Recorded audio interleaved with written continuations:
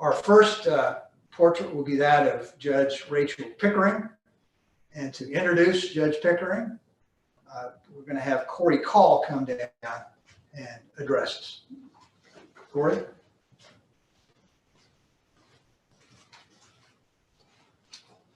Thank you. I worked with Judge Pickering at the Appellate Defender Office for many years, and that can be a bit of a challenging job, and you develop a bit of a bunker mentality, and you get to know people pretty well. And it's nice for us to see one of our own crawl out of the bunker and up onto the bench, so we're all very proud of you, Rachel. Before this time, Rachel showed me, or Judge Pickering, would say no, Judge Pickering showed me the portrait, and I noticed maybe 3 things that were missing from the portrait. The first, I think, was a powdered wig.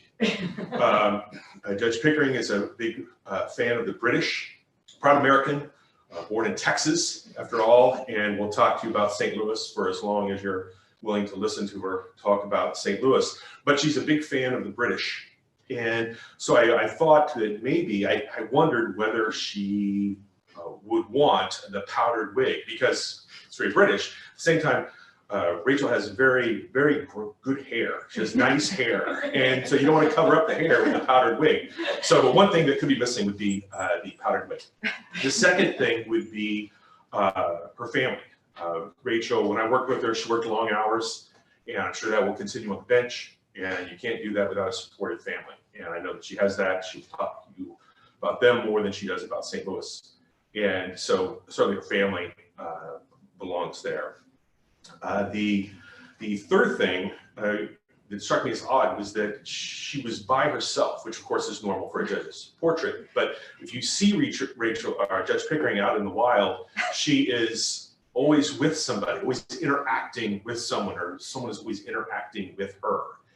And as a warning to the new judges and the older judges, Judge Pickering will organize groups, small groups of people, lunches, coffees, any sort of social thing that is coming. She's been sequestered down in the basement, and the pandemic has probably put a slow to that, but it's there. She's coming for you and in her groups.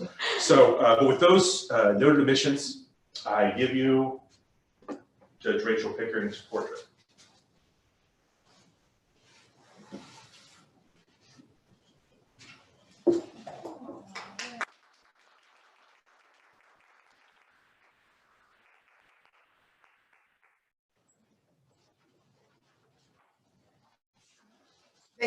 Thank you, Corey. You saw why I chose Corey to introduce me. I told him to do a roast, and he succeeded. There were things that when we prepared for today, he wanted to talk about, but we thought it'd be best that we just keep that amongst ourselves. So thank you, Corey.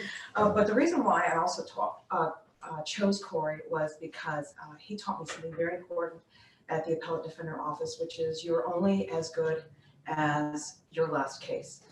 Corey Call, if you do a Westlaw search, has been behind some fundamental criminal law cases, but he taught me don't rest on that case, move forward on your present client's case. And so I appreciate what I learned from him and that advocacy. So that humility that he taught me was important. 14 months ago today, on October 4th, I was sworn in the investiture. And there were 2 people I did not thank, and it's been gnawing at me this entire time. There are 2 women. One is a woman who, when I was the CLE supervisor giving CLEs for the WAT, Women Attorneys Association of Topeka, she gladly would speak when I needed a speaker. And then when I was with the doing the CLEs down in Lynchburg for the Kansas Women Attorneys Association, she also jumped in. That's many women who said yes, but one in particular was Natalie Haig, who is an excellent role model for so many women to get out of your comfort zone. And she was there in the audience on October 4th, the courtroom right behind us, and I didn't thank her, and that I wanted to thank her for this. I also wish to thank Kim Parker, who just finished as president for the ABA Criminal Justice Section.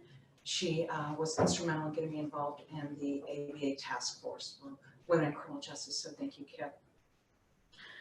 In that time that I took to the bench, I want to thank the judges who've been incredibly helpful, the court staff, but I must pause and thank the Sink Bar for helping me so much. I was sworn in on October 4th. That Monday, October 7th, everything began with cases. And they were there, ready, prepared. And through this pandemic, they have been outstanding. We were up and running in April, and they were there all along. So I want to thank the Sink Bar, the District Attorney's Office, the Guardian ad litem's, and the Parents' Council for doing an excellent job. 2 quick points, and then I'll sit down.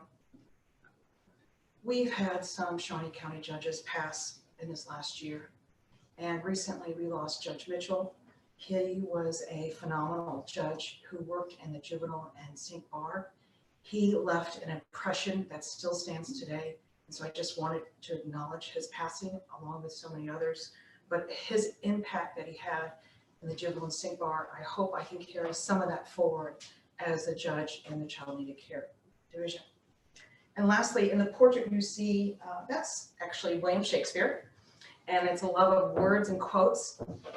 And the last quote I'm going to say is from a U.S. Supreme Court Justice who died in September.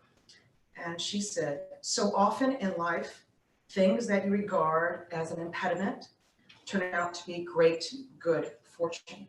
And that was Justice Ruth Bader Ginsburg who said that. And I wanted to, when seeing her words, I thought of all the impediments that we here in Shawnee County Court has overcome since this pandemic and are still striving for. And I believe we can look back 10 years from now with pride at the work done by the judges, court staff, clerk's office, law enforcement, and the Shawnee County Bar as to our resilience, resourcefulness, and dedication to the citizens of Kansas. So with that, I think we will have great good fortune as we get through this. And so thank you for letting me be part of the team.